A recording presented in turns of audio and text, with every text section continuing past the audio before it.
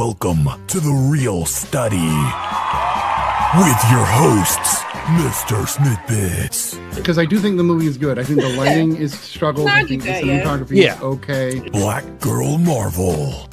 Follow us on everything, because we will find you. All the movie things.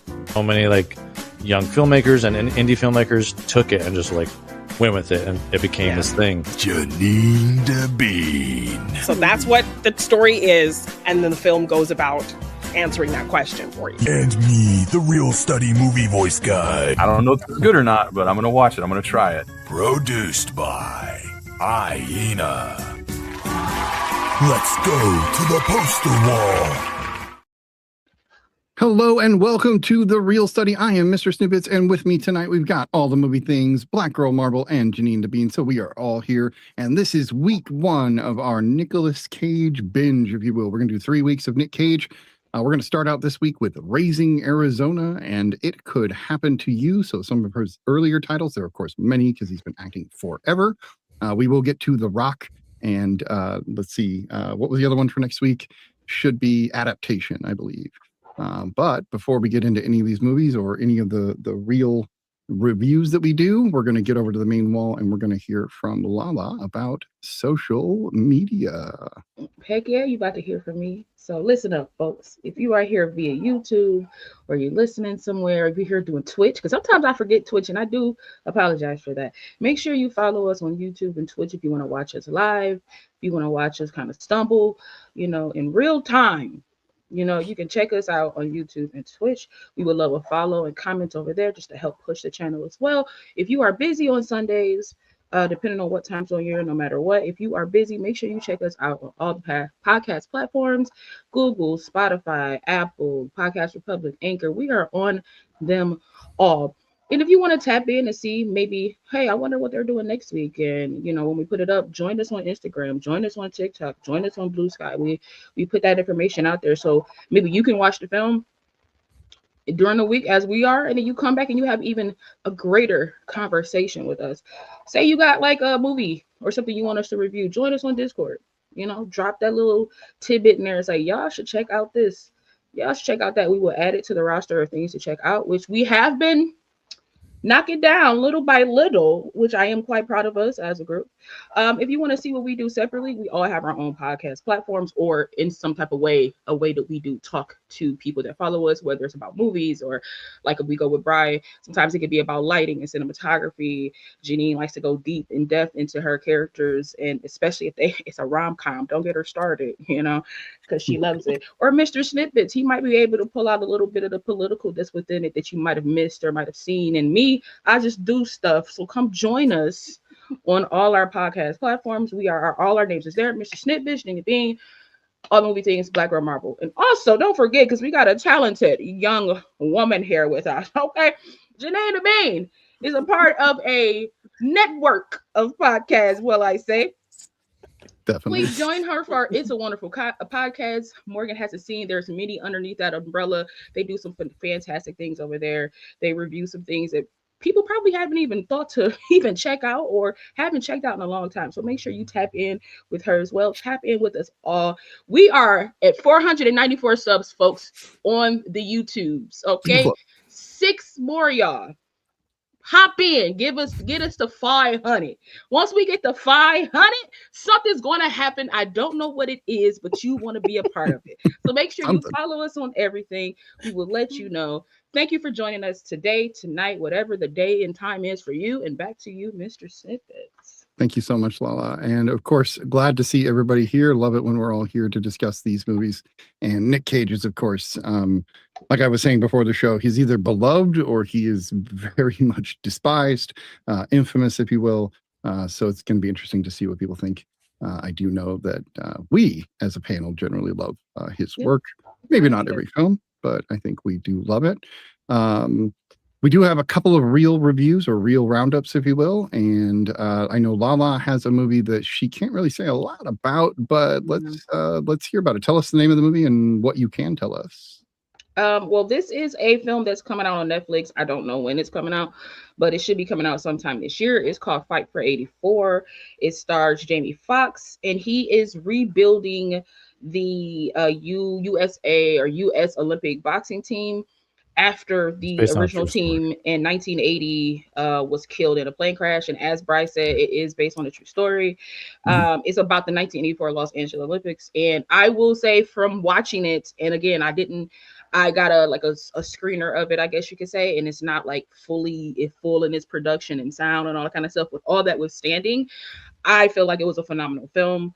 And if I feel like even if you're not a boxing fan, you would still enjoy this. It's great character development, some great acting in this. I can't wait to see the finished product, to see like maybe they added some scenes or maybe they changed some things or however it is. But I recommend it. Keep that tabbed up on your like Netflix if you can, or just try to keep your ear out of it. I can't say more because contractually I cannot. But it was amazing, and go check it out when it comes out. Awesome. Love that. I will, of course, be willing to check it out. There is another Netflix movie I just saw a preview for. It's got Louis Pullman and Sally Field. I don't remember the name of it, but it looks so heartwarming, right? Yeah, looks pretty She didn't know what it is. You had me. Oh yeah. That's all I needed to know. Yep. Right. So they said Lou. Like, I'm there. It doesn't matter. Right. I agree. Janine, you got to see You, Me, and Tuscany. Tell us what you thought about that. I think both Netflix. Yeah. This film was incredibly cute. I mean, it's not trying to reinvent the rom-com wheel or anything like that. Predictable, a little cheesy, but I left feeling really good. And, I was a little bit disappointed my theater wasn't very full, but everyone who was in there was actively engaging with the film. They were laughing at the comedic parts. They were singing along. They were giggling at all the cutesy stuff. My friend, she went to a screening in Colorado where she lives, and she said her theater wasn't full either, but the same kind of thing. Everyone was really engaging with the movie and having a good time with it, and like audibly, having a good time. So this movie's a lot of fun. I think, Halle Bailey, this is kind of her first grown role. So it was nice to kind of see her be this messy protagonist. She looks super cute with reggae. I think the cast is really funny. They use the setting really well. So we're seeing a lot of it. Everything's bright and colorful. We are working with 2 Black leads here. So they do find ways to pepper in a little bit of Black culture stuff, which is really fun and cute. Just kind of a messy rom-com plot. I think you kind of have an idea where it's going to go, but you still get invested in, how she's going to get out of the situation. I think people are making a lot of comparisons to While You Were Sleeping, as it's a similar premise. But overall, I definitely wanted to support this film because it has this ridiculous amount of pressure on it. I think which is kind of unfair, but that's kind of the way it is. So if you can, please go, check this movie out in theaters and give it some love so we can see more films like this with Black leads and Black love. Yes. Love it. And he's the guy from Bridgerton, right? He's the one from season 1. Well, not season 1. He was in Dungeons and Dragons as well. Oh, that's right. He was a hilarious character in that. He's so serious and kind of stands out. He's just insane. Like, Right. Yeah.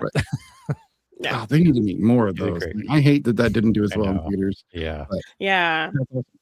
Please do go check out You, Me, and Tuscany. That sounds like a good time. We are going to talk about another rom-com tonight, so of course that's It Could Happen to You. But before we do that, we're going to get to Raising Arizona, and that is, of course, a Coen Brothers film, one of their earliest, not their first, of course, but it is kind of one of the more famous movies that they have. I think everybody knows about this movie if they hadn't seen it. Let's go around the horn. Brian, you've seen Raising Arizona? Yeah. Janine, you'd seen it already? Yes, we covered it on our own Nick Cage series over on Morgan Hasn't Seen. There you go. There you go. Lala, have you seen Raising Arizona? Absolutely not. No, I have not seen it. just not at all. Absolutely not. Okay. I've heard of it. It's been in like the ether of like my like movie brain because I like Nick Cage, but I just never. A lot of Nick Cage's like early 90s stuff, I'm like hit or miss on. Like I might have seen it, might not have seen it. And this is like both of these films actually are. This is 87. Yeah. Oh, that was very hard 80s. Yeah. This But- is like right after you were born. That might be why you never saw it. Probably. Yeah, possibly. Yeah. Have you seen any other Coen Brothers movies? Because this is a very Coen Brothers movie. I don't know. I would have to look up their filmography to. Have you seen The Big Lebowski? Okay. No, but I've seen scenes Oh from my it. god. Oh, I've seen scenes from it. We're gonna have to do like a Coen Brothers 3 months. Just We to, might like, have to. Yeah. to get law caught up. Quirky is a word to describe their directing style and their approach. Yeah. I don't know. Absolutely, this film is quirked out. Well, It is. This Yeah. one was them what wanting to word- do like a complete opposite of their debut Blood Simple. So that's why it Yeah. kind of Yeah. went leaned Yeah. heavy into comedy because they wanted to do Yeah, something exactly. completely different from Blood Simple, which was super dark. Yeah, because Super they've gone and like they can mix the two as well. So it's like it kind of Yeah. they kind of can go have they kind of bounce back and forth between some dark. I mean, Yeah. because they did No Country for Old Men. So Yeah. which is Have you seen that? Yeah. Law? No, Okay, that Oh, one man. won awards. I have to be in the One of mood for a my- lot of Roger things, Deakins. and I have to be in the mood for a lot of things, and sometimes I'm just not in the mood. Not that I just want to see it, Like that. but the type of film that it Yeah, I is, think I we was gotta like, do a Coen I don't Brothers. think I'm We in the. do. I was like, Yeah. I don't think I'm ready for that right now. Fair. Like, Yeah. That's fair. No, fair. Very fair. They got some good stuff though. Like yeah, We got a good they- mix. Yeah. Yeah, Yeah. yeah. I know we're I talking like about that. Nick Cage, but since we're on Coen Brothers, I have to plug one of my favorite kind of unsung Coen Brothers films, and that's The Hudsucker Proxy. Nobody really ever talks Oh. about The Hudsucker Proxy, and I just adore its kind What of a funny. coincidence. bizarreness. And is that one of yours as well? And one of your favorites? No, I was going to mention the Hudsucker Proxy is connected to Raising Arizona. Oh, Yeah. Yeah, I was oh, about to say, connection. where have I heard this? And I swear Bri brought that up in the chat, right? You was like, I Yeah, did, saw yeah. connection. You was like, so And when it's he true. said it, I was like, do I know this? I was like, I don't. Bri just said it. Yeah. I don't know this. Right. You know, I actually for know some kids, trivia right? like on my I don't. own. Not at all. Nope. Love it. I love it. Yeah. Yeah, it's a Tim Robbins That was a film, good one, Jennifer yeah. Jason Leigh, and it's weird. It's a dramedy, so it's a mix, like you were just saying, that they do both of those. I think that's Uh, the first time they collaborated with Deakins. And then from then Interesting. on, it was kind of like, Regular Symbiote. guy. you know, Deakins all the time. Yeah. 'Cause right. They worked with Deakins Barry all day. Sonnenfeld. Yeah. For a lot of the early stuff before Deakins, they worked with Barry Sonnenfeld. So he shot Blood okay. Simple. He shot this, Raising Arizona. He would, Interesting. And Yeah. then they found their and then real they- yeah. muse in Exactly, yeah, Deacons. so- Yeah. Yeah. Yeah. Anyway, we digress. Absolutely. We did, We- and I we're, love a we're here to digression. we're here to talk about Nicolas Cage, Yes. not the Coens, but we will do a Coen series at this point. There's Yeah. no getting around that. You're Um, welcome to all you Coen fans. You're welcome. I don't know nothing. Right. So you're welcome. What's interesting, here we go. One more little digression. What's interesting about the brothers is that one will produce and the other will direct, and then they'll switch it off, and they don't really ever direct together. It's always I one. like that, though. They've done it maybe one or two times, but it's generally one or the other. I like that though. Yeah. I wouldn't want to direct with my Yeah. siblings. No disrespect. I might love you. They but, usually like, write together though. Like they'll- Yes. see, I Yeah, like yeah. that. A good collaboration. Like I Yeah. like that. But we not gonna be co-directors. Trying to do the same thing at the same time. You feel me? Nah, Ain't this gonna my work. vision, my baby. I can't have you in here. I love you though. No. Thank you for helping me write it. I love it. Okay, well, as kind of the way we've always done this is we try to go to the person that has never seen the film first. The And of Lord, course, the real study. this is Raising Arizona, directed by Joel Coen, starring Nicolas Cage, Holly Hunter. I'm just reading the ticker there. Love Trey it. Wilson, John Goodman. But these are all people, and even William Forsythe, these are all people that you will find in a smattering of those in a other lot of Coen films. Yeah. movies, yeah. So, and we're going to see William Forsythe in The Rock next week as well, because he's Yep. the head FBI agent. So Yeah. that'll be interesting. So Lala, what did you think of Nick Cage as H.I., as High? Listen, these names are killing me throughout this McDonough. whole. Listen, the names was McDonough. killing me throughout this whole movie. This is a weird film. Okay, let me just throw that out there. This film is so odd, but at the heart of it is a very like beautiful / like funny story. The fact that Nick Cage was kind of in a film with a ghostwriter before he became ghostwriter was quite funny to me. I was like, is he Yeah, it is very is he Ghostwriter coded. dreaming of ghostwriter? It is. I know. I thought that too. I was like, You oh, yeah, this know, is some Ghostwriter vibes. like that trail With of his like that bounty trail hunter. of fire behind him, and like Yeah. so I said, okay, I said, And his all right, I silhouette see. though is his silhouette's Yeah. very Ghostwriter-y or I said, evil or like Well, demonic. that is the Like, connection between these two movies. There's another Ghost Rider Oh. connection in the next one. So, Interesting. Oh, Beautiful. Okay. So see, I was I was watching this and I was like, I love how things like that happen because like there's no way of knowing that he would have been ghostwriter and then like you're in this film. It's just I feel like those are like little signs you don't see until you see them. But I digress. I thought this film, like I said, I thought it was like, really weird. It took me a minute to be seated in it because of how like quirky it felt. Because it was just very much like it felt very almost like a layman's version of like Joker and Harley Quinn. Like they didn't quite know, like because it was very much like he got arrested and then like went through all this stuff and then he got out and she got like left at the altar or whatever and he was like, well, you want to marry me? And she was like, sure. But they both are like terrible people, even though she's a cop. And I'm just like, wait a second, like it's like what are we doing? That you want to kidnap this child? But I felt like Nathan Jr. went through a lot of a journey. I dig that for Nathan. He was like chill the whole time. Chill, no tears, like the most not crying. I know. The most unbothered child ever. So good. But I enjoyed like the antics. I love like antics. Like even if like in TV shows, it was like very antic laced of a film. And I love the antics. I love that once John Goodman and his guy got out of jail and they came in imposing on them. I love that dynamic. I love when the foreman came with his wife and was like, well, you know what I'm saying? If you just want to like give me your wife, it's like so you want to slide her, you want to slide her over here and you take mine. We can help each other. And I was just like, okay, this is quite beautiful in such a weird way. Also, them screaming every time they lost a child cracked me up so hard. John Goodman is so great. I just love John Goodman. Like, so whenever he pops up in something, I'm like always excited to see him. Another reason to watch more Coen Brothers movies. They found their actor muse in John Goodman, I guess. So like I felt like that was great. I love that it's like a full circle story of like these people like finding their relationship within this like weird adventure that they put themselves in of kidnapping this child and eventually having to be like, I don't think we're good people and we should not have this child. So let's give this child back. But then the fact that High is a prophetic, obviously, he has the gift of prophecy, that he's able to see like where they would go. And I love that the guy wasn't even mad. Like he was kind of like, you kidnapped my child, right? It's like, all right, well, like, just tell me why you kidnapped my child. Like, it was so, he had a gun and everything. He was so understanding. He was so like, and then gave them possibly the best advice of any person in this entire film, because all they were getting was just stupid advice from people. Like, you got 5 kids you can't control and you want to talk to me about bank accounts and adopting kids and all these things. And this man was just like, at the end of the day, y'all got each other and hold on to each other. And then eventually maybe you'll get what we got, because from what he was talking, it was like he was in the same place that they were, but they just kept at it and they were able to eventually have more than what they bargained for, essentially. But we were able to do this because we stuck together. And I was like, that's actually a beautiful, I'm not saying go steal a child to go realize that, y'all. I'm not saying that at all.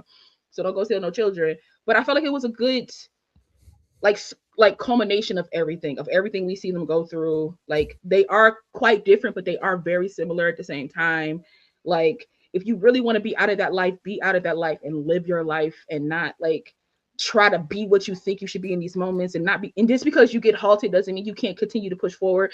I thought it was a fun, quirky, so typical. The moment I forget what happened, something happened, and I was like, this is a Nick Cage movie. I was like, this is such a Nick Cage movie. And I can't remember the point that it happened, but I was like, oh, Nick Cage, why did I think any different this early on in your career that this will be any different from like later on in your career? But I thought it was a very cute and fun film. So yeah. All right. Love that. I'm glad that you liked it. That matters, because I Anyway, Brian, tell me what you disown me. Well, I don't know if we would disown you, but no. Let's jump to I think Janine has some stuff. Yes, Janine has trivia. I was going to do that. I'm producing tonight. Our producer is out for the weekend, so I'm all over the place. I just let it go this time. Listen, her head went to the side a little bit. Next time, Janine, just I did it. Like her head went to the side, like, excuse me.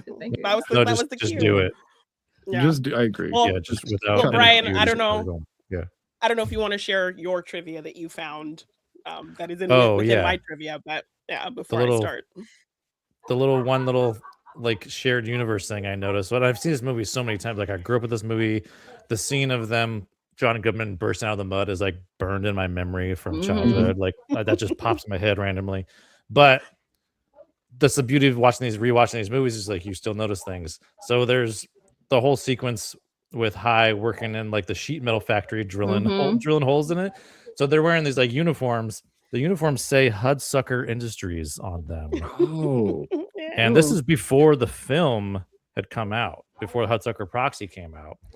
But I do believe Hudsucker Proxy is set before this movie, though, right? yeah, because it's like set the 60s or 50s or something. Yeah. So that's your connection to the Hudsucker That's Proxy. cool. And yeah. The business kept up. That's nice. I know. Yeah, They were exactly. able to thrive. They're still going.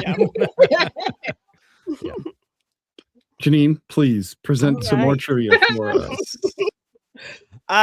15 babies played the Arizona quintuplets in this film. Oh, wow. Stop. One of the babies was fired during production when he learned to walk. Stop it. Oh no! Learned to walk. That's He was great. overqualified. Yes. The mother went so far as to put her baby's shoes on backwards in order to prevent him from walking. Oh no. Wow. That's awesome. She really wanted him in this movie. I know. Yes. She wanted Yeah, that check, man. baby. I know she did. Yeah. The That's lullaby funny. Ed sings to Nathan Jr. is Down in the Willow Garden, a folk song about a man sentenced to death after brutally murdering his fiance. Wow, girl. wow. Okay. Okay. Yeah. Yeah, Sweet. lovely lullaby. Mhm. The relationship between Nicolas Cage and the Coen brothers was respectful but turbulent. When he arrived on Oh, set no. and at various other points during production, Cage offered suggestions to the Coen brothers, which they largely ignored. Cage said that Joel and Ethan have a very strong vision, and I've learned how difficult it is to accept another artist's vision.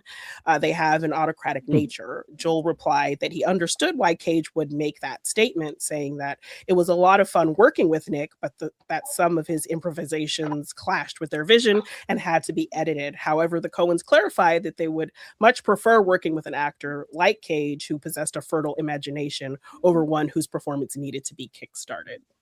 So, a lengthy trivia, like but it's I thought a it lot. was important to read that since we are kind of totally. all encompassing Nick Cage and who he is as an actor. Yeah. But I like that it was tumultuous, but they still kind of, have respect for each other. Yeah, it was like respectful. Yeah. Yeah. The shot in which the camera moves in on Florence, Arizona, discovering that Nathan Jr. is gone, is a direct homage to The Evil Dead 1981, Yeah, totally. a film on which Joel Coen was an assistant editor. Yep. Yep. That's right. That's so funny. When Matthew McConaughey was asked about this movie he watched the most times, he said Raising Arizona. Wow. Kevin Costner auditioned for the role of High McDonough 3 times. Whoa. Wow. I didn't catch that. Who? Kevin Costner. Kevin Costner. Costner? That's hilarious. Yeah. I can't see it. I Me cannot. neither. Yeah, no. Me neither. It's such a Nick Cage thing. Mm-hmm. Yes. Yeah. So those are all kind of the best trivia Nice. things I found. But Love that. yeah. Mhm. No, Very cool. so go ahead. I think Brian, you were next. Yeah, no, I was going to ask Brian to tell us Yeah. how many times have you seen it and what, which Oh thing. man. I can't. Say 2 minutes. 2 minutes to count. It's been a lot of times, but it has been a large gap since I have seen it. Okay. But the thing, I've seen it so many times that there's, like I said, there's like so many scenes in my head. Just I mean, I wore this shirt in honor of all the screaming. Yes, love it. This is my Scream shirt. Love it. Screaming shirt. And yeah, just like the like Holly Hunter's like accent and her saying "turn to the right" is burned in my head. Like, like all these. And her surprise when he's flirting with her. Yeah. Oh my god, I know. Yeah, Mhm. Yeah, it's so cute. She's so tiny. She's like the tiniest. So tiny. She's So tiny. So tiny in this movie. But ironically enough, she reminded me of Violet from The Incredibles in funny. this because of how Yeah. tiny she was, like How tiny very she is. little. Yeah. But yeah, no, I love this movie. This is like, it's such like, and rewatching it this time around, I still found myself laughing out loud at so many moments. It's just like, it's like this is another plug to watch like a Coen Brothers like kind of run of films, because it's so great to see like their like any kind of progression and like growth and just where they kind of their early stuff, like they really kind of like found this great niche of like going back and forth and playing between the dark and the light, and like, and whenever they do some funny stuff, it's always kind of like very over the top. Like this scenario is just ridiculous, and these characters are very, over the top. Yes, and the yodely like. Yeah, I was gonna like say, yeah, and the music, Yeah, like, it's such Coen Brothers music. Like, they're so like, they know how to pick music. They know how to like work the with music switch ups are music fun. supervisors. Like, they're and you notice that throughout a lot of their films. Like, they did find a niche with that too. Like a certain, I can't remember the guy's name, but there's a certain like music producer that they work with now a lot. That has been in a lot of their films, like True Grit. I remember True Grit being specifically one of the films that they've done. Also shot by Deacons, but anyway, I digress. This is such a like crazy, like Law mentioned, antic filled film, but it has some heart to it as well. Performances are great and over the top. Like the Coen Brothers are really good at like creating these like side and supporting characters sprinkled throughout, like John Goodman, and what was his name? William Forsythe. And like Holly Hunter is so great in this. I think this might have been the first thing I saw with Holly Hunter when I was a kid. Her voice is so distinctive. I can point her out with my eyes closed. I feel like she kind of leans more into it too, like into her accent. It's a little turned up, I think, because I don't think that's really. She does have a kind of an accent, but I don't think it's turned up that much. And this is like an early Cage, so it's good to see like how he's kind of come along and everything. And he just has his dialogue is great too. Like the Coen Brothers are really great with dialogue. They have such a very specific flavor, and that really comes through in this as well. Like this is one of my favorite movies. I don't own it, unfortunately, but they need to bring 4K. 4K. That's right. Still books. Come on. Right. I got you, Brian. Don't you worry. Thank you. Get on it. We're going to hope that happens. And when it does, Brian will tell you all about it. I promise. He will let you know that it has happened. Janine, how many times have you seen Raising Arizona? Was this kind of a fresh take, or is this a common? Yeah, this was the third time I've seen this film.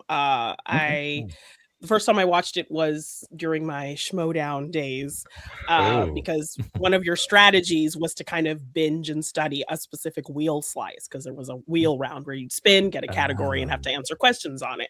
So if you studied kind of more of the niche categories that most people didn't pick, like you would have a better chance. Yeah, you have a leg up. So so I ended up kind of studying the Coen Brothers, and at the time that I was doing this, I couldn't find a lot of the movies, so I ended up just kind of studying them, like learning when they were released and who was in it and the plot and things like that.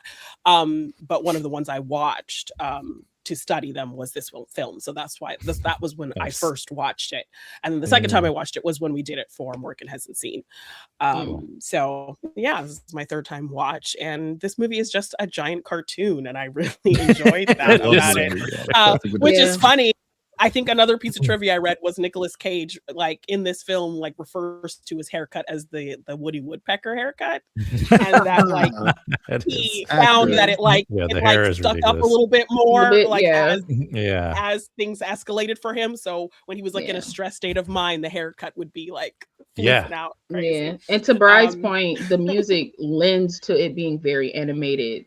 Animated feeling, because it was a lot of like music. It was a lot of like bing bongs that's like in the music that I was like, all right, John, I dig it. I'm not gonna say nothing bad about it. So like the narration is really fun, which is like his narration over scenes of him in prison with a Southern accent are way better here than they were in Con Air. So it's weird how he so too. is that the director maybe, because he would not he nailed this narration was so good here. I think that's a testament to writing too, though, as well, because he's got great the dialogue. He's got great dialogue, really to work snappy. With, really and I'm assuming it was written that way on the page, like you could see sure the accent on the page. I would hope. That would help. this movie is outrageous. Just at the get go. One of my favorite lines from the movie is, I'm walking in on my knees, Ed.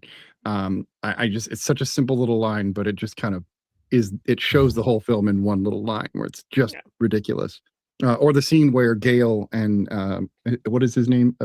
Avil? No, I'm not saying it right, but William Forsythe's character, where they just got out of jail and they're slicking their hair back with the pomade. Oh my god! Yeah. And then Goodman like takes that swath Just of it and takes just like That it's scene, too I was much, like, right? And just and they're still covered in shit, so like Yes. they smell to high heaven, but they care how their hair looks, and that of course reminds me of Oh Brother Where Art Thou, where you get the George Clooney character, oh my hair, you like the pomade again, like they have these kind of through lines through everything.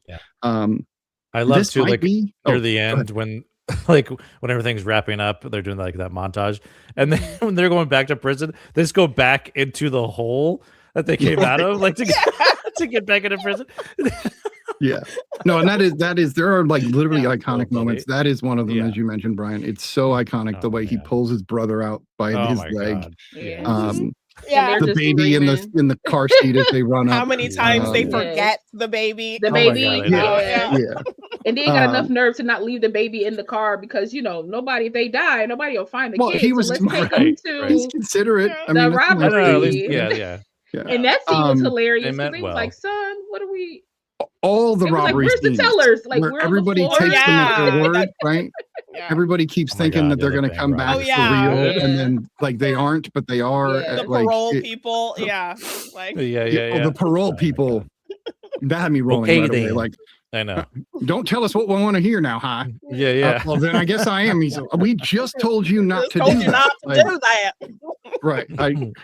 I swear, like, that these people are dumb, but then like they're almost not. I don't know. They're almost not dumb, but they're like everybody in this movie is a dumb person. And well, it's almost like they're so well intentioned that they come off like naive and dumb. Right. Like, it's just they want to do right. Right. Ed being a cop who's like, I have justification for kidnapping this baby. She's got 5. She doesn't need 5. Like she justifies take a load off of this family. Right. We're helping. To me, that's the Harley Quinn aspect to her character for me, is that she justifies it in her mind to be like, listen, it's bad, but it's good that I'm doing it because I'm doing it for a reason. And it's like, nah. But even the clip that I put for the promo where she's like, I love him so much. And she literally just met the kid. Just met him, but she loves him so much. But think about it. Everybody end up loving this child. Like, facts. Oh my God. Can I segue for just 1 second? Yeah. Where I said puppy. Yeah. So I had to go to the mall recently, which I hate going to the mall because people. But you guys still have a mall? Yeah, 12 Oaks, man, that thing ain't going nowhere.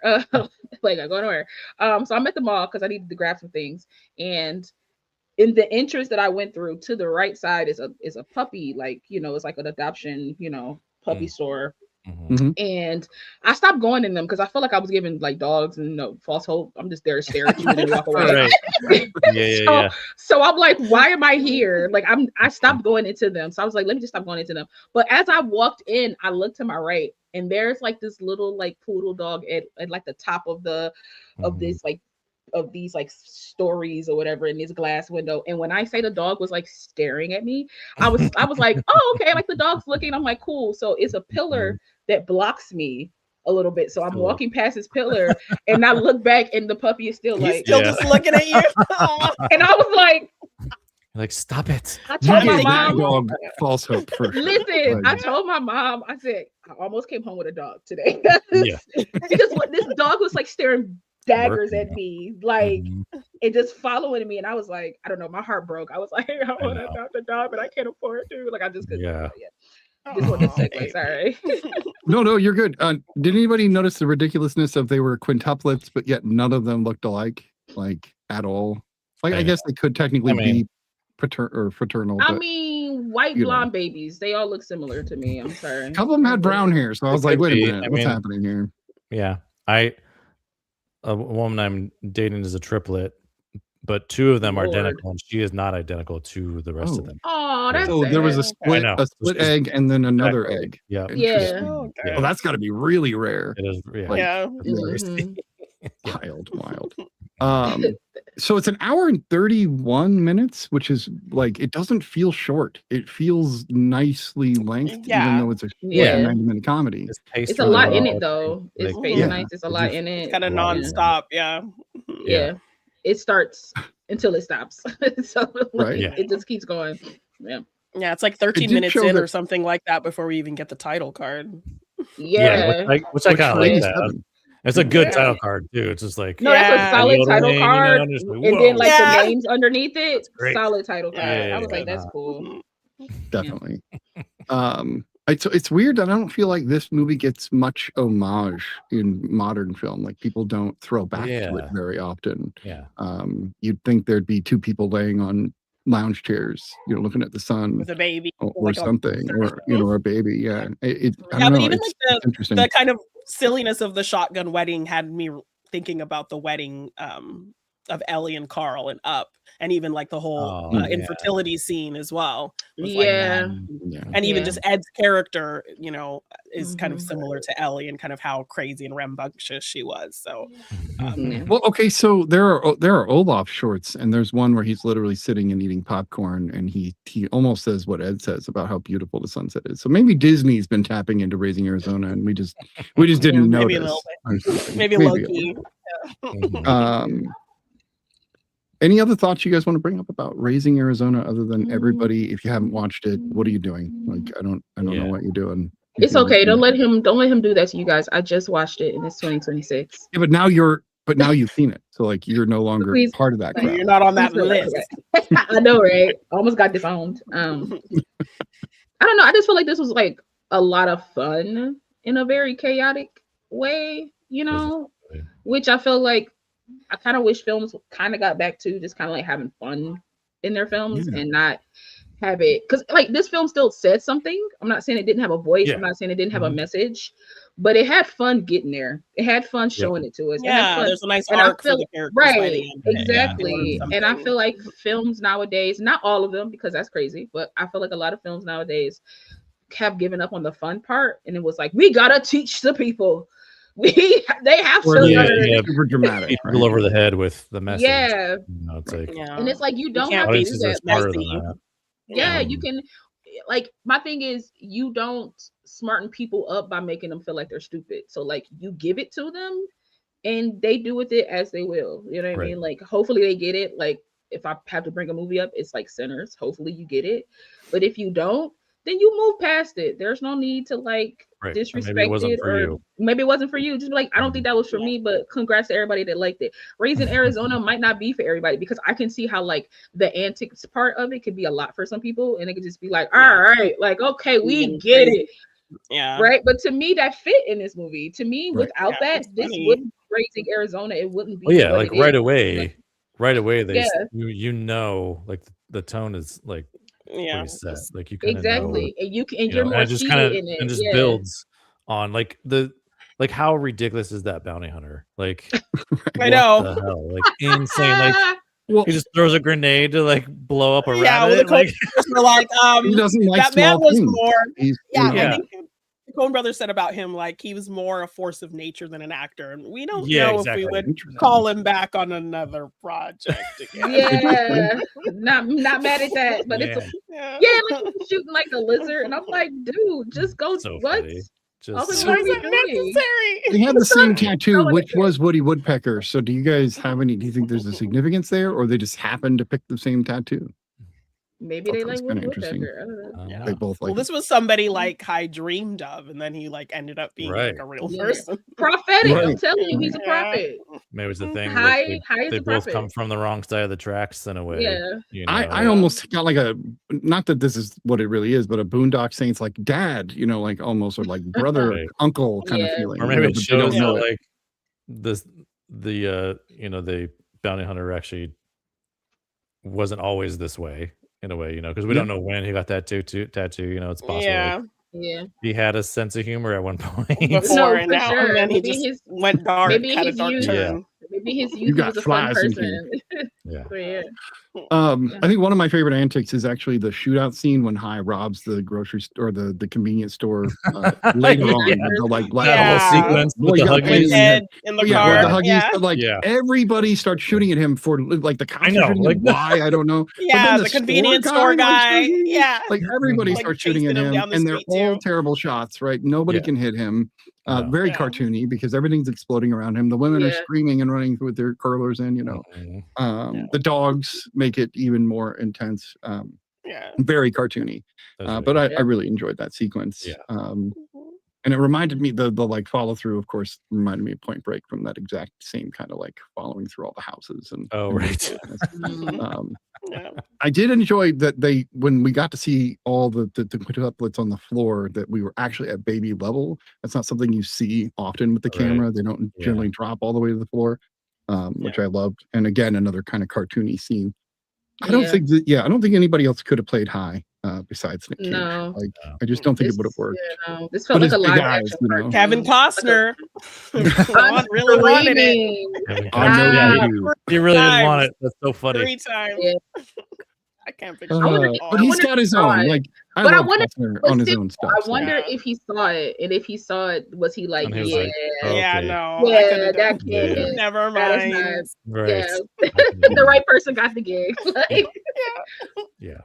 It is a shame that they didn't get to work together again, though, because of the thing you discussed with the trivia. Yeah. I mean, I think it would have been interesting to see Cage, more modern Brothers. Cage, Yeah. with that. yeah, but I kind of get the Coen brothers, because like if you look at stuff that he's done in his past, like was still like his kind of present, continued throughout his career. He's very opinionated as an actor, Mhm. and like he's very much like he wants to kind of like be involved and kinda Improvise and collaborate, input. improvise in that sense. Like, and some directors love it, a lot don't. They're like, I have a Right. vision for this, and like I can't have that be compromised. When sometimes Yeah. actors be having good ideas, and like it's not harm in letting them do it. That doesn't mean it has to be the final cut, but like, Right. let the man cook, Yeah. or let the woman cook, or let them cook, whoever. And like, if it works, it works. If it doesn't, you have it for a blooper reel or like additional scenes. I don't know. Like, you know, Yeah. it doesn't have to be one way or the other. It could be both, and you have the final say at editing. He doesn't. Like, Yeah, take a few takes, and then you have some Mhm. Yeah. options at least. Absolutely. But still, if you've already dialed it in, and you can tell they dial it in before they even get Yeah. there. So yeah, why don't we go ahead and rate Raising Arizona? Unless you guys have anything else, I don't want to. This is a great discussion. I don't want to stop any good talk about this film, but sounds like we might need to rate it. Lala, what would you rate Raising Arizona? I'll give Raising Arizona a solid 8. I enjoyed this film. I might watch this again in my past life or something. I don't know. Who All knows? right. Brian, It's a 8.5. Ooh, 8.5. Janine, 8.5. 8.5. Ooh. could assume that. I'm gonna Nice. mimic that. This is an Dang 8.5. This is an 8.5. I like this a lot. I thought Sneedy was gonna do a 9. Mhm. No. And let's never hear about a Raising Arizona 2, please. Thank you very much. Oh my god. That would You don't be need that would be terrible. Yeah. What? My Uh, question would be, what would it be? Yeah, it's because Raising Utah. It's not right? raising Arizona anymore. It's like, Yeah, Yeah. will we go find the kid that they right. Down an Raising, adult, like- yeah. It's like, listen, Yeah. we kidnapped Nathan you for like Oh, Jr. Nathan Jr. Like, Yeah. we kidnapped you for a week, and the reason why you do football is because of me, man. Like, right. I helped you with this. He's got that twinkle in his eye, right? So maybe he becomes a criminal. An outlaw. Yeah, an No. outlaw. Sorry, He gets the outlaw. same tattoo. Maybe he raced There we go. cars. You never know. Maybe he raced cars. Oh, is there a time traveling thing? Is Nathan Jr. the guy that comes to take Nathan Jr.? Is there Oh, like yeah. that element? Ooh, Maybe. and, That can be. He's the bounty That hunter. can be raised in Arizona Maybe. too. yeah. Yeah. And it's all, of course, High's dream. Nick Cage wakes up at the end. No, that's terrible. Anyway. No. Yep. No, terrible. No, the dream thing. Everybody hates the dream Yeah. thing. It's I been love done. the dream Or thing. or it's People get so aliens mad at it. or yeah. Right. Yeah. Yeah. Yep. something we don't There's do. only so many stories, unfortunately. It's how you tell them, not what they are, unfortunately. Yeah. All right, so we do have a second Nick Cage movie to talk about. Of course, 4 more in the weeks to come. This one is It Could Happen to You. This one was Janine's pick, and you can tell because it is a rom-com. Yes, baby. So that means she's excited to present this to us. Now, of course, before I screw up and forget the trivia, I'm going to go ahead and go for the trivia right now. Janine, tell us the trivia about It Could Happen to You. Yeah, so as Isaac Hayes said at the beginning of this film, it's pretty much almost all true. This was based on a true story where there was a police officer in New York. I'm not going to read this whole spiel about it, but he frequented this diner regularly and befriended everyone who worked in the diner, including this waitress who worked there for several years as well. And one day he was there eating and he was getting a lottery ticket. And so he asked her to pick 3 of the numbers and then he picked the other 3 on his own. And he joked that, if I win, I'll give you half of the winnings. Cut to him and his wife walking in there, telling her we won and giving her and her husband half of the money. So these were real people. This really happened, but they were both happily married and he did split the winnings with her. So very cute, real story. Madonna and Marissa Tomei both turned down the role of Yvonne Biasi. Oh, I could see Marissa Tomei doing that. Yeah. This is the feature film debut of Emily Deschanel. Yep, she plays she plays the fur paint girl, right? Yeah. Her dad's the cinematographer on this film. Yeah. Oh. Yeah. In the movie's initial phase, it was originally titled The $2 Million Tip, and Arnold Schwarzenegger was slated to star in the movie. No, thank you, sir. Oh, God. No, thanks. Wow. That's as bad as Kevin Costner's High. Like, that's... This would have been so different. No, thank you. But ultimately chose to star in The Last Action Hero instead. Come on, yes. Thank you. Yes. That is perfect for him. Yes. And finally, another Ghost Rider connection. Nicolas Cage would later appear with Bridget's father, Peter Fonda, in Ghost Rider. Yep, that's right. Yeah. That's funny. Love it. So I thought I had never seen this movie, but then when I watched it, I went, "Oh yeah, I saw this in theaters," and I think somebody made me go see this because I was just like, "Why? I'm not gonna." I was like, I was 18, 17, 18. Yeah. I know, right? This is 94. I was 17. I was like, why do I want to go watch that? I want to go watch. I want to go watch. Natural Born Killers or something. I don't want to. Last Action Hero. Or Last Action Hero. Janine, I know you've seen it. Brian, had you seen it before? That was my first time seeing it. Okay. And La, I think you said you also had not seen it. Yeah, I haven't seen this before, but ironically enough, weeks before we decided we were doing this film, I saw the mail clip on YouTube. So I saw a clip of them opening up the mail, and I was like, "What is this?" And nobody in the comments. I was like, "What is this?" It looks cute. I was like, nobody talks about this movie. No one ever talks about this movie. Nobody in the comments said like what the movie was, but it showed it from like the moment they walk in to like I think almost push the door open. Yeah, like almost towards the end, and I was like, "This is super cute. Why is people giving them money?" And nobody said what the movie was. Wow. So when I was watching this movie, and like, I happened to see them push the door open, I was like, "Is that the what?" Like, that's awesome. Oh man! Like I just snapped for a second. Moment for you. I had it was a core memory, man. I was like, this is crazy. Like my life has changed from this moment on. So, yeah. I love that. Funny. Well, let's start with Brian, since you have not seen this movie at all, not even a clip at the end. I didn't see the clip. I love it when Brian hasn't seen a movie. It's Me great. too. So tell us what you thought about It Could Happen. That's because Deacons wasn't the cinematographer of this one. So right? I was sorry. Then he would have seen it, right? Kayla Deschanel. What? Yeah. This? Yeah, I was 14 when this came out, so I definitely wasn't probably watching this. I was like, right. Yeah. But no, this is like a really cute movie. Rosie Perez is getting on my last nerve. Yeah, baby. Yeah. I'm sorry, Rosie. I love you, but damn, she was cast perfectly. She played it like, perfectly. And Richard Jenkins pissing me off for another Richard week. Jenkins coming up, still being an asshole and everything, right? Being another asshole. I know, so funny. yeah, no, I love this story. I love like he's just like this really almost like too good to be true like person in a lot of ways. You know, he's like this great cop. Like I love the montage in the beginning of him doing all these good deeds. Isaac Hayes really, narration, like yeah, Isaac Hayes fairy classic, tale. like is great. Yeah. and his partner, Bo. he's like really great with his partner.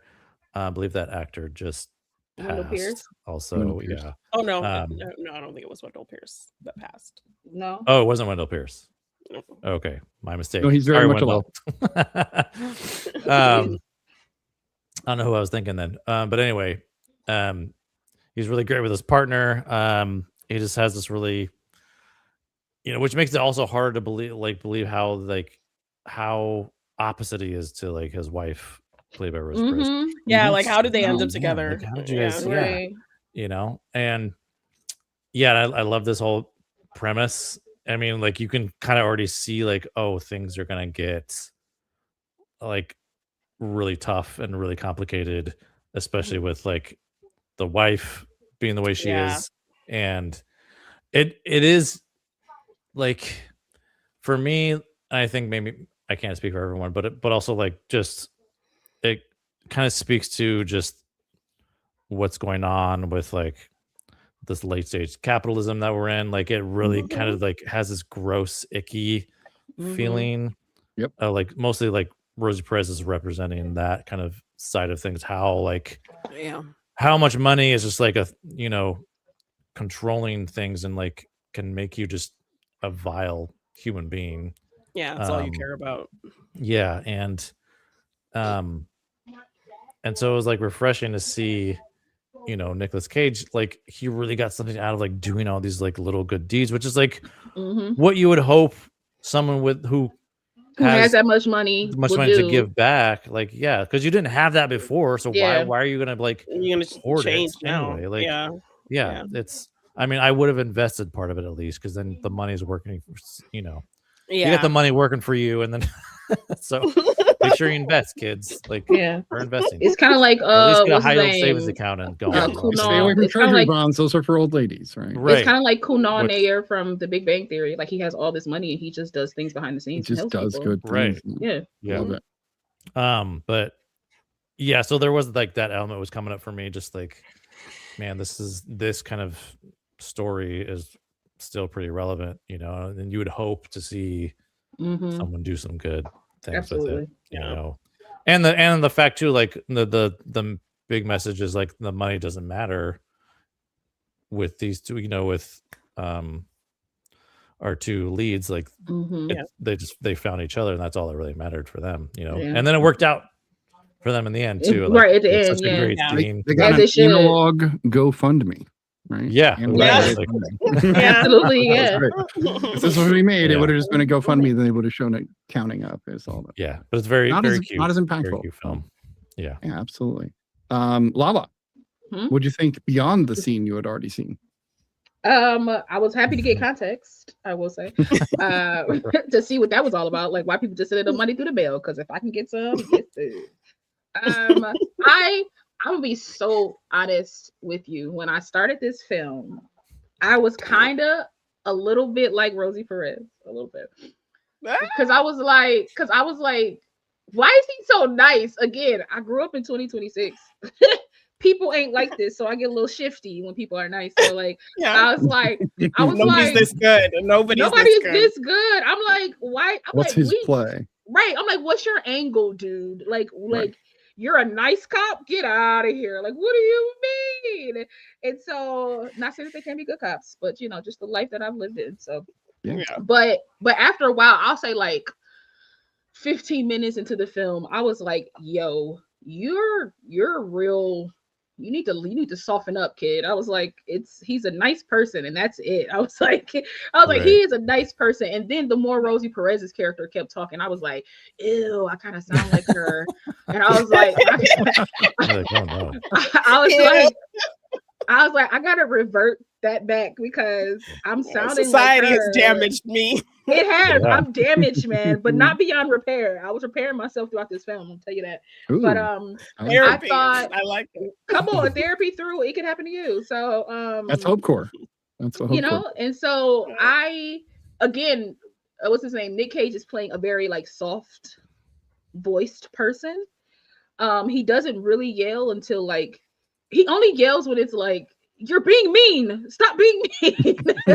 Like he's not like an angry person, and I found that very, very nice to see on screen. Mhm. It was very nice for like even when he came back to give her the option of which she would like.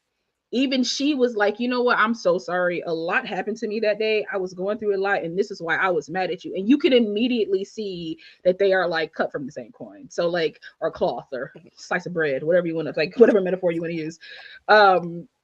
And there were some moments within it where I was like, this is so corny, but I enjoyed it because it was like that nice, like 90s corny, which also Smitty changed the bar down there. Oh, hey, dang. Terrible. Ruining No it. problem. It was like that very much like 90s corny, which I always I'm okay with it if it's 90s corny. I feel like we're at a time now where you could do a little bit better. We need that. You know, Heal your spirit. Right, but I feel like 90s corny does have a certain like magic to it, you know? Mm-hmm. Like even with the title, It Could Happen to You, my brain was like, no, it can't, because nothing happens that nice in the world. But it's beautiful to have these things like this cemented like on screen. I will say I love the comeuppance of everybody. Because wasn't that Stanley Tucci? Stanley Tucci. Yeah, Stanley Tucci. A little bit of hair. Listen, in that I know. Still trying to hang on to it. I feel like anytime I see Stanley Tucci, he always has a little bit of hair. I've never seen a full-haired Stanley Tucci, and it's you know what, and it's okay. I think I would freak out if I ever did. But him in that all black with them cowboy boots, I said, "Sir, I'm gonna need you to take several seats." He's an actor. In the back. A New York actor. I'm like, I Who need could you they to pick better to play an actor in a movie than Stanley Tucci? It literally, but I thought it was like a fun ride for these two people. I mean, y'all was kind of cheating on y'all people, which is fine. They're terrible people, so Definitely emotional cheating. We gave them an okay, but y'all out here cheating on your on your wife Nothing and on your technically happened until they were like ended their connection. But still, I was like, y'all out here cheating. I ain't mad at it because y'all both getting treated. Y'all are too nice to be treated the way that you're being treated, and now you finally meet somebody that matches your nice.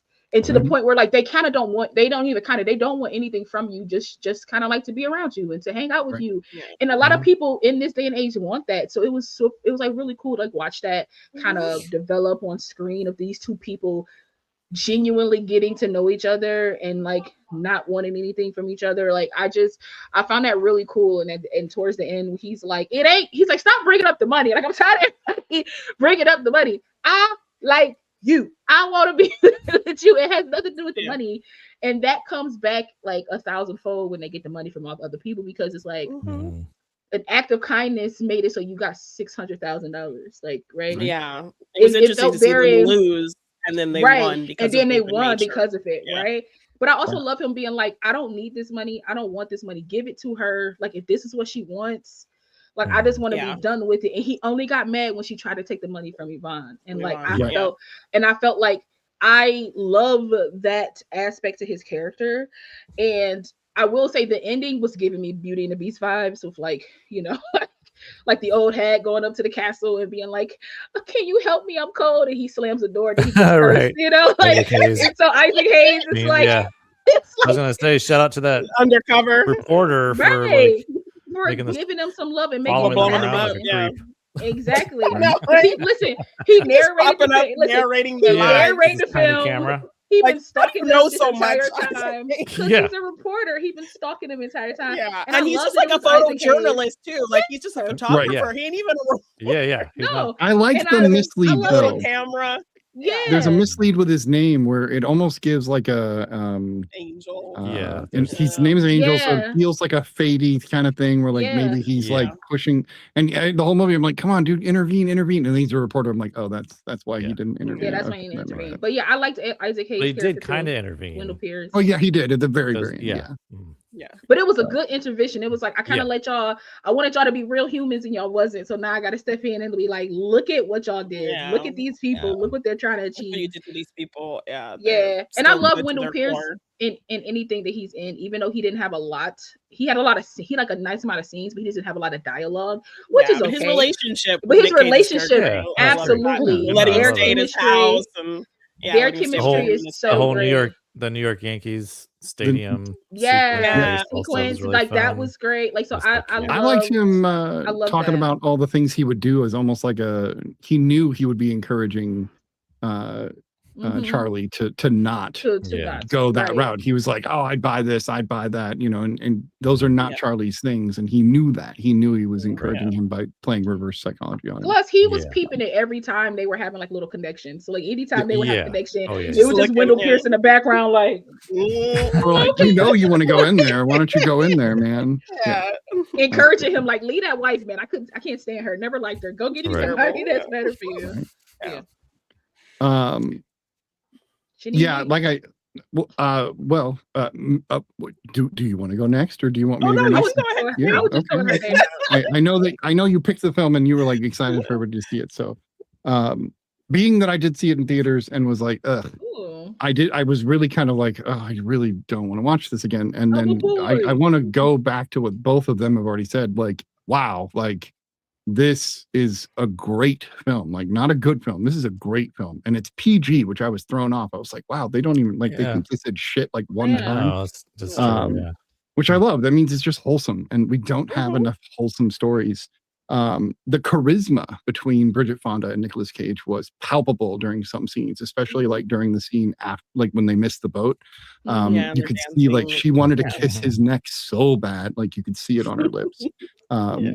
Or like when And they finally I are love in the their hotel energy. room and they kiss, like that was like I Right. was like, just do it, just y'all Or- close, just do it. I was Right. like, And I love how they're both blue collar workers, and they both Right. have that same kind of Yeah. background, and they're like, what do you Yeah. mean there's a robe in the I know, in the like room? so many Yeah. We rom-coms can share have it. We like can just you know. buy one and share it. Yeah. right. Yeah, and so many rom-coms have like the characters have these like extravagant jobs that Yeah. are like Right. real. No, like but these in look like reality. Yeah. It's like, come real on. shitty Yeah. apartments in people- New York Exactly City. Or like- right. or Yes. like the scene that Sydney Finally. brought up before when they're like she's paying the cabbie and he's like, repeat after me. I loved that. Yeah, keep the Keep change. the change. Yeah. Because like Pretty good. you're not thinking, because think about it, she could have just gave him the No. 20. It kept moving. Right. Like you Right. got this Yeah. money, babe. Like it's fine, Yeah. but your brain Yeah. just doesn't. Exactly. totally, Your yeah. Like brain that. just doesn't No, switch she's off, so and you're just precious like, about her good mayonnaise and her Yes. French bars and her Yeah. macadamia nuts and yes. Yeah. Oh, when Stanley Mayonnaise. Tucci snatched him out the door when she left. I Oh, was like, man. I was so mad. Yeah, between him and Rosie Perez, you're just like, oh, they do a Yeah. good job of making you hate these characters Yeah. rapidly too. It doesn't take Yeah. long. The Rosie Perez scene, I kept pausing the movie and turning to my wife and going, I am so Yeah. angry at her. her in the And courtroom. I have Oh to my say, gosh. Oh my god. Charlie's yeah, the courtroom. Charlie's lawyer. One, okay, Red I know it's a buttons. rom-com, so I don't want to be mean and like tear it apart. But what mean. are we I love doing it. what are we doing having a jury trial for a civil divorce? Well, that doesn't follow. I think that's but, just hey, for dramatic effect. it is, Yeah, and that's I just- like that. But then Yeah, his yeah, yeah. lawyer was the worst because there were so many. When she started telling the dream was why the number 26 came up, I know, like and he what? didn't That object has no to that, like, bearing at in all. And the jury's just soaking it legal in, like, case. oh, the dream. I know, And, like- Spectacle. It was such a Oh, spectacle. And that's I know, and that's what makes it. When Yeah. she said, this is like something out of a fairy tale, I literally spoke aloud. I was like, or a movie, and I thought that was Yeah. kind of great. But no, this is adorable in every possible way. This is hopecore. I keep saying that because it made me just feel good and like good things are possible. And I think we need a lot more movies like that. We need Janine, more I hope assume- for sure. We do. Janine, I assume those are some of the reasons you like this movie, Yes. but tell us why else you like this movie. Yeah, kids. this was a That's why. formative, right? This was a formative rom-com film for me of my early love. Oh, of come the on, core genre. memory. Yeah. Yeah. Yeah, so I watched this as a kid and was like, oh my gosh, this is just so charming and yeah. Mhm. Like, Um, it could and happen also to just me. yeah, thanks. Right? But also like, and then kind of going forward and becoming a film fan and watching more movies, I Mhm. appreciated, wow, like how often do we get to see Nicolas Cage just playing a guy, like just a regular guy, Like a regular guy. regular I know. guy? Yeah. Yeah. So that made me kind of look back on this performance and appreciate it that much more, because I think it's something we rarely see from him, generally, because he would do all these kind of crazy characters. And generally, I appreciate that from actors like Johnny Depp. Like, that's why I think I really love him in Chocolat, because he's just playing like a guy. A dude, yeah. Yeah. It's So like elaborate over the top, yeah. Yeah, so it made me more aware of his range as I was kind of also becoming a film fan as well. So, I just love the modern fairy tale vibe of this movie. I love the music. I love Carter Burwell's score. It just feels so hopeful and and uplifting, and even just like the old kind of standards and the crooner songs like Frank Sinatra and Tony Bennett. They worked those in really beautifully. And just added to kind of the charm and the romance of the movie as well. And the New York of it all. Funny thing too, it kind of like anytime there's a movie about like Chicago or New York, like those those songs kind of just like go with that. Yeah, exactly. And that's what I was going to say as well. Why I love this movie is because it feels like it. You hear that the city felt like a character, but this movie, I love that. It really did. They used the city of New York incredibly well, and that reputation of New York being this community, and this movie really leaned into that. Of the city of New York giving the two of them this tip by the end of it. Like, but also like he gave, and the whole city being invested in, like, but he was given to the city, like she gave to the city. So it was like a full circle story, because like he gave to the kids gave to him. She was given to like the AIDS, like those AIDS kids that was in there, feeding them, doing things. Like she was doing things outside for the city in a different way, same as him, and then for the city to come back around. Table that special table she had. And we saw beautiful stuff like that. Yeah, and I love that we saw her doing things like that before. Absolutely, she even got the money. Being kind, wanting to apologize to him the next day for how mean she was, and but she, she's not perfect. We see her putting the little, the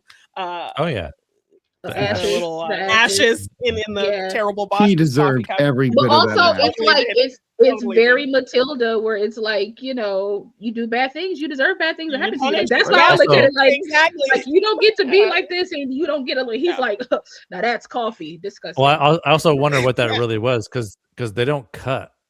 They sprinkle it in, and the camera just pans over, and he drinks it straight. I feel like it could have been like painted marshmallows or something, or like I don't know, or maybe it's actually like this, like instant coffee that they just put into a thing, and then he just drank it. I mean, they just pulled 2 butts, and those were fake butts. Like they pulled those out. I don't know. I just was like, would pay attention to, like, are they going to cut? Are we gonna see, one something's there. Right? Yes. But just love how hopeful this movie is. Like, it restores your faith in humanity, because like we really don't see a lot of that. And it was just a really kind of interesting twist that I don't know that we see very often, where our characters completely lose, and it's only kind of their good nature that ultimately saves them at the end of it. So I love how it works out. And then it's like an fairy tale narration, one of those like what happened unknowing to all the terrible people. So, it's like one of those unknowing saves too, because usually like films like this, they're like epiphany, light bulb, I know what we can do, like towards the end. And these two people are just like, well, we have each other, and that's all we need for a little bit. That's all we need. And then for them to come back, and that probably could have been an okay ending too. Them just being content with the way things were.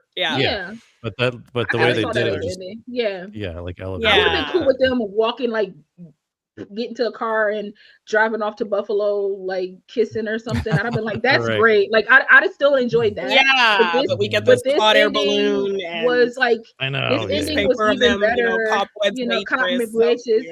Since y'all want to know our business so much, here you go. Yeah, really. Like, right. Let's do it in the park. Right? Over Central Park. Yeah.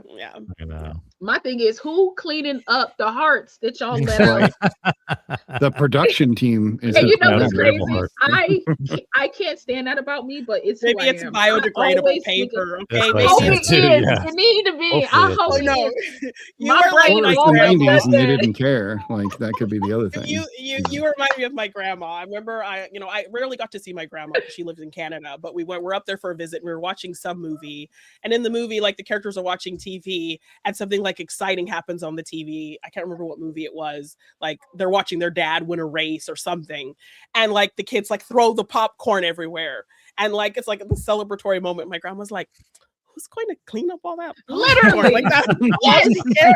Yes. I love that. Yes, I need to hug you. I need to hug her because that was as beautiful as that scene was. Because I've always wanted to be in a hot air balloon. Like one day I will get into a hot air balloon, but I've always wanted to do a hot air balloon. I was like, this is so cute. And then when they were dumping it over, I was like, who cleaning that up? Who cleaning It's that biodegradable up? paper, yeah. But you Yeah. know, You know what? how thoughtful they Yeah. were for this whole movie. Yes, I'm sure I would they take thought that. about It better be. It better dissolve in the air or something. I was so mad. I was like, who cleaning that up? And it's not like it was like a few of them. Like here go. It No, was it was like a bag. There was a lot. Like that whole It basket was a Santa was full of Claus. hearts. It was a Santa Claus right? bag full of these hearts, and I'm like, okay, yeah. In order for a camera to pick it up, you gotta. They Right. probably Yeah. tested it with like maybe 100 Tiny Just ones. like, Yeah. They had to the make camera them cannot big. see that. We need a shitload. So We need bigger Yeah. ones and we need more Yeah. of them. I was like, God, but yeah, I keep Absolutely. standing. My Yeah. brain goes there sometimes, but I can't help it. I'm like, who cleaned that up? Who's Yeah. who's I wanted to touch on the two characters, the one character with AIDS in the booth. Mhm. It's such a subtle little thing because they don't even say he has AIDS until Yeah. another scene. Yeah, it's what He they do. has it, and they just kind of mention it. Yeah. What I love is that she actually touches his arm His hand Yeah. kisses tells his him that cheek. everything's Yeah. okay, Mhm. right? And Yeah. shows him that physical contact is okay. And in '94, there was Oh, still a yeah. lot of bullshit about Yeah, AIDS Stigma about around and it, whether or not you could catch it. misinformation. Yeah. Yeah. Right. So a movie showing that is kind of progressive in a lot of ways. Even though it's subtle, it was there. Yeah. Absolutely. I looked up the director, and he did a few other films, Striptease, Fletch, and was a writer on Blazing Saddles, which I was like, okay, I didn't know that. That's kind of interesting. But not much else. Just a few movies under his belt. But has an eye for this wonderful, simple romantic comedy. And I don't mean simple in a bad way, but just it's very nicely simple and formulaic. Yeah, And just simple can be lays it out. great though. Simple can Right. be amazing. Simple can Yeah. be right to the point, right to This the is not feels. overdone. They It's tried not right. to- Yeah. It's not. I know sometimes I'm like, you know what? They could have removed this scene to just tighten it up here. I'm good with every scene in this. Yeah, this is film, another one that felt you know, well paced and like Mhm. the Yeah. runtime Mhm. was spot perfect on. runtime. Like, Yep. Yeah. It did, but did it 141? didn't feel. Around Yeah, 41? Yeah. it didn't feel like an hour and 41. It felt longer, but I didn't care. Like Mhm. Yeah. I wasn't like, okay, get to the when they're Right. together. Like I was just like, how are we Yeah. gonna pull this off? Because Yes.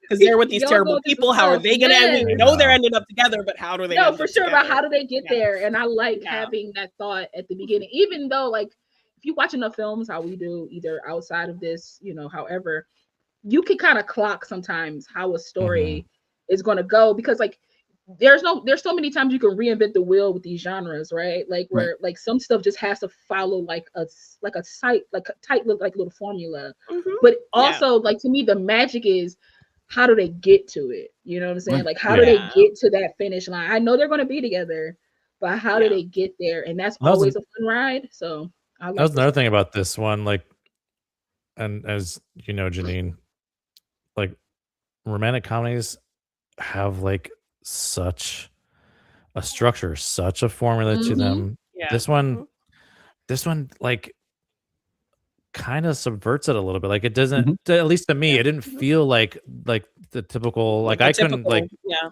you know what I mean? Like most romantic comedies, I'm like, okay, this is gonna be, and like it still had those moments, but they did it in a different way that I Yeah. wasn't really. Yeah, expecting. and So even I we thought that was talked really about, how it Yeah. could have ended with them just being together, but then that Being extra together, added great. with Uh-huh. of the Yeah. city who's been following this story, Yeah. pays Yeah, them yeah. back, and does this Yeah. for them, They did a and good they get job. it out of just kind of continuing to be good people, and that's how they win. Mhm. And like that's kind of an unexpected thing that like it didn't need to go there, Right. and it Yeah. added a kind And of they a fun did, surprise yeah. to the film that maybe veers off the formula a little bit in terms of Yeah. how I we did get like there. And, I liked how the New York Post was willing to almost self-deprecate by being the fact that they are a rag paper and they leaned Yeah, into that. I was thinking about that too. I'm like, because they this were is the- like saying all I these was terrible thi- headlines. I know. I was thinking to myself, this is probably the most that anyone's ever read the New York Post in Mhm. New York City. Yeah. How accurate it is to them It- rather than what was actually being done. Right. Yeah. Yeah. No, every time a headline would come out, I was like, "Oh, Jenkins, stop it! Shut up! I don't want you to talk anymore." A man in the That man 90s. played like an evil man for like 20 years, and then he I know. did, Yeah. then he did. Yeah. What was the show So with good. Michael C. Hall, where he played the dad? Dezo? No, it was the Funeral Parlor show. My wife loves this show. Why do I not Oh, remember 6 the Feet name of Under. it? 6 Feet Under. Oh, He 6 played Feet the Under. dad who, Yeah, who yeah. spoiler alert, dies in the first episode, and then What? comes back throughout the whole show. But he's a much kinder character in modern movies than he was in some of these older, because we saw him in Blue Steel and he played a total dick I in the know. movie as well. Another. So we're just dick going to cover lawyer, all like, the Dick Jenkins. Get it? Dick Jenkins. Anyway, I'm moving on. All right. So any other thoughts on It Could Happen to You besides the fact that everyone wishes this could happen to them on some level, whether it be the money or the love or both? Right. Yeah, I'll just take the not being married part. I think that's the part of the well, not being married to somebody like they were married to, because they were Right. both trash. Right. I'll say that. Yeah. But I think that's what makes this like not your typical rom-com, is that like our leads that we knew were going to be together are married Oh, they're already that's like, Yeah.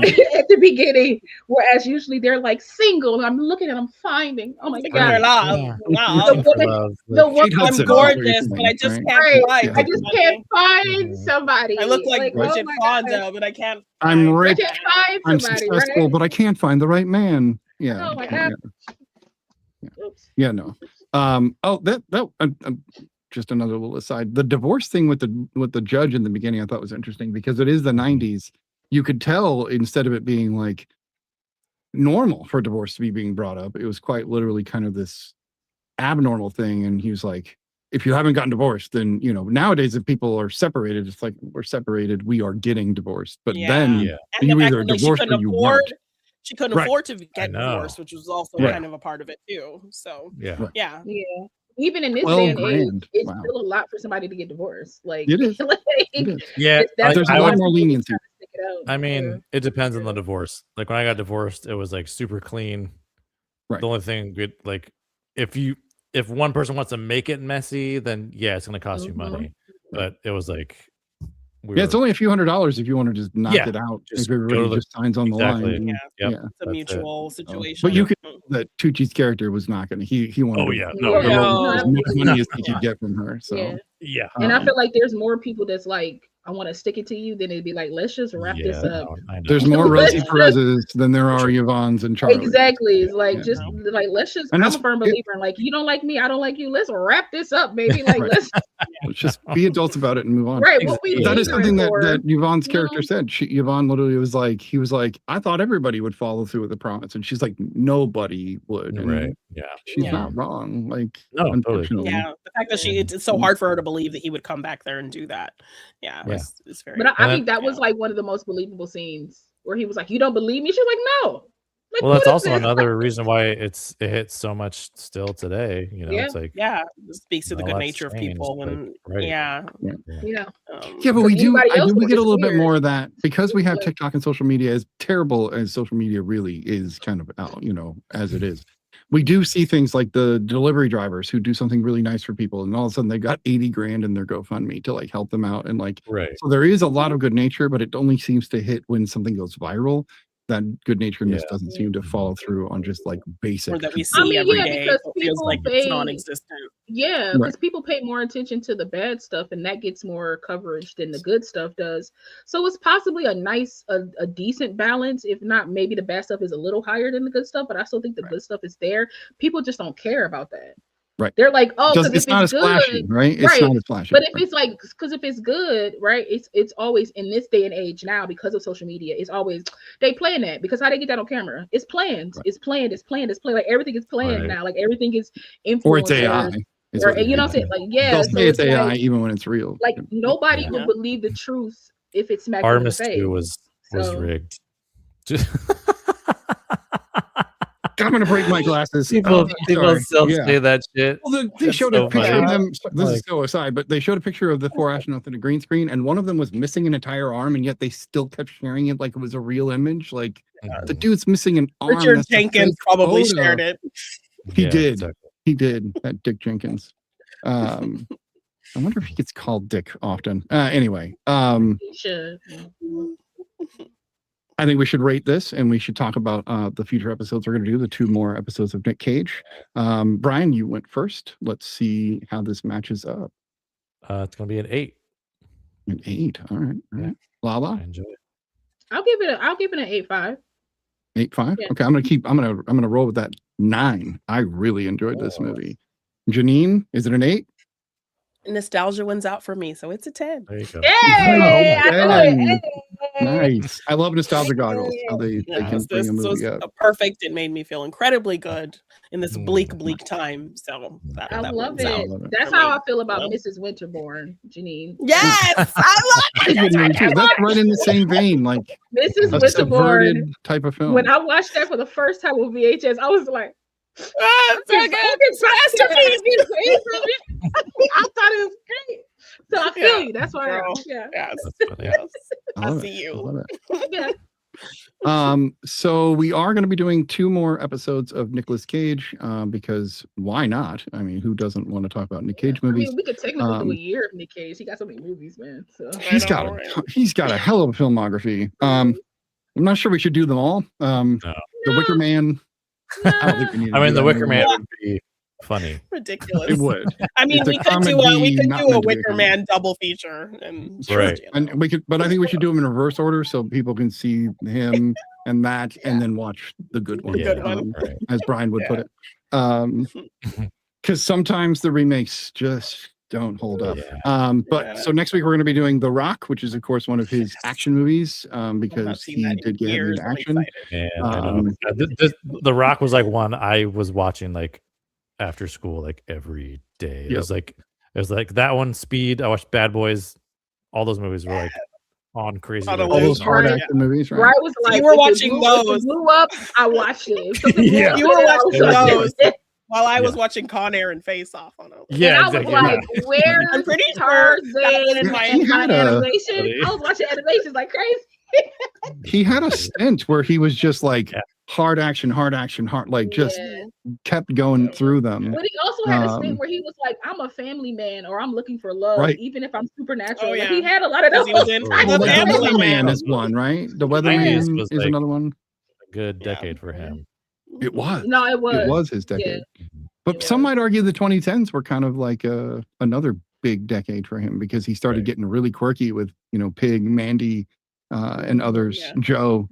Yeah, he had to go through his Yeah. like slump phase of just doing kind of Mhm. whatever was coming Yeah, to him. to pay his bills, to buy Then- his weird. You mean like the shit. Bad Lieutenant? Exactly. And then Yeah. finally, like, Got to a point yeah, where that's he when we did started like, seeing him in things like Pig. yeah, because he and, was like- probably able to financially be at a point where he'd be like, I don't need to do this. I'm gonna go Yes. over Do what I here and want do to this do. indie This thing. weird that, thing.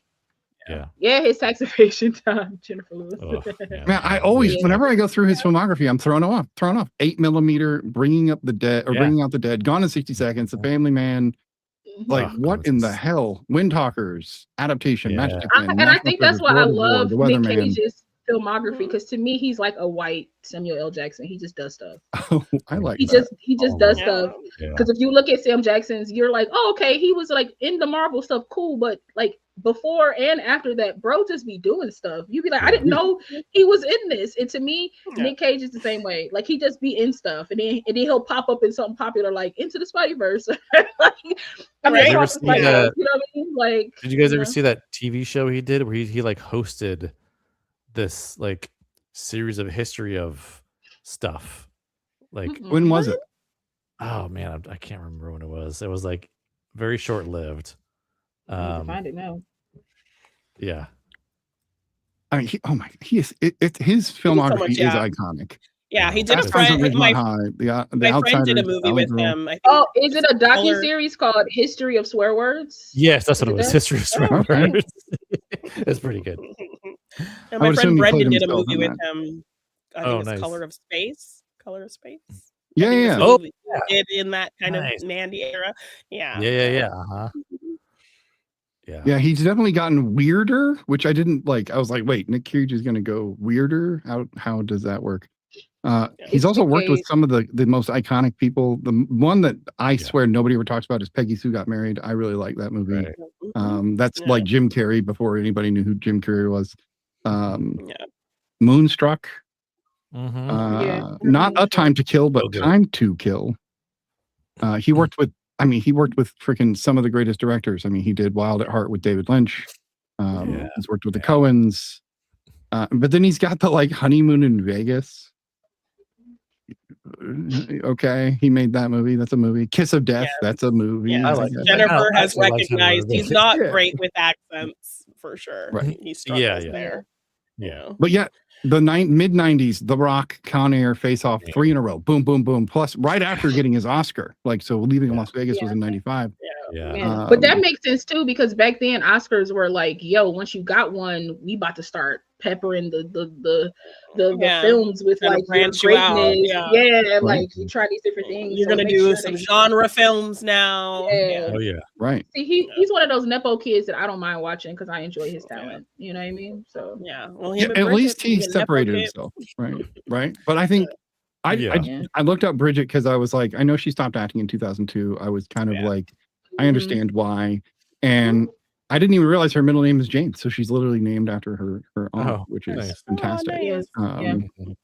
Yeah. But she's also very clearly said she will never return to acting, which is okay.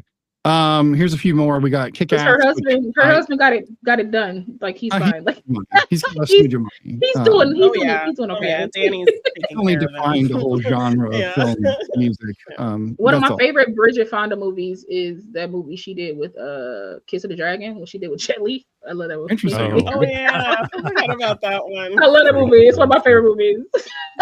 Yeah. One of my favorite Nick Cage roles is in Kick-Ass because I love him as Big Daddy, and I love the scene where he's like, "Move to the kryptonite," and it's very Nick Cagey, and great. But yeah, there were too many for us to just choose, right, and like narrow it down. So we tried to pepper through his career and pick some fun ones and some unique ones. We need to do the Crudes 1 and 2. That's what we need to do. Which really, Crudes is great. Crudes gets like Crudes is no solid, love. man. Nick Cage Really is is. great in that film. In those films, I love him there. But then he did Left Behind in 2014, which gets a 3.1, which I feel is accurate. I feel like without watching it, I don't need to see it to know that it's a 3.1. There was a stint, right there in the middle of the 2010s where, holy crap, what are these movies? The Runner, Pay the Ghost, The Trust, Dog Eat Dog, Dead by Daylight. All right, he made some movies. Yeah. And then, of course, we were going to do Long Legs, but we will not be able to do that one. Well, that's right. And he's technically in The Flash, right? It is without even watching that. Yes. Did you guys get to see Renfield at all? Yes, I saw it in theaters. No, I haven't gotten to see that. Yeah. Him as Dracula, like you're not going to do wrong by me. Yeah. It's And not like a great movie itself the is exact okay. replication of like the original Dracula film. Yeah, it was okay. Yeah, it was okay. And there was a lot of like CGI blood, which just did not look great. Oh yeah. Not great. Oh, that sucks. He did good. Come on, man. Give me a Nicholas little Like, pack. they both did a really good job, Little but I think the script was poor and it just didn't do it. Yeah. It had I'm thinking potential. of but it talking about But more. Nick Cage to me is great because no matter the caliber of film, no matter the production, no matter whatever money, he commits 1,000%. And I think that's why I love him as an actor, because he's like, there's no such thing as a small movie, a small part. There's no, I'm doing it and I'm gonna do it. I believe it. I believe what I'm doing. and I dig that for him as an actor. So I didn't even catch this. He played Jesus last year. What? So he's played Dracula and Jesus. It's called The Carpenter's Son, and he plays the carpenter. So take that as you will. It's definitely about Jesus. You can tell. So was he Joseph? No, the carpenter's son. He's just a carpenter. So he, I don't know. Maybe he's Joseph. Whatever. Tied to Jesus somehow. Tied to I'm Jesus. Curious. And then there's some coming up.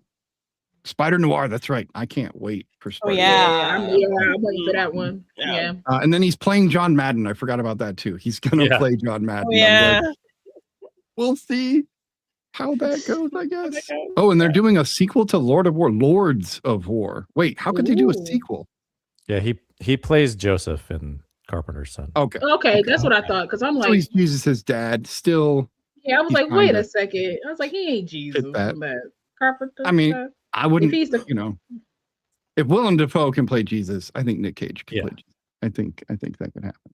I don't know. That's a Um, different Jesus, is all I'm saying. That's a wild. Go that's watch a wild Willem's Jesus, and you will talk about a different Jesus. That is that movie got What did he play Jesus in? the Last Temptation of Christ. He like that movie. People Oh. like it's a well received critically acclaimed film, but it was not well received by the Christian community, like on any level, because it's not your typical approach to Jesus' Right. story. Just you'll have to go watch it. I don't want to throw it out there. The one Nick Cage movie that I want to bring up before we end the show was Dream Scenario. Have you guys seen that one? No, I haven't seen it. Wait, what movie? Dream Scenario. Isn't it the same director as the drama? Christoph Borgli, I think is his name. Yes, I think the it same might be the director same guy as who the did the drama. drama. It is It the is. drama, yeah. It is. So Yeah. what'd you think, Brian, of Dream Scenario?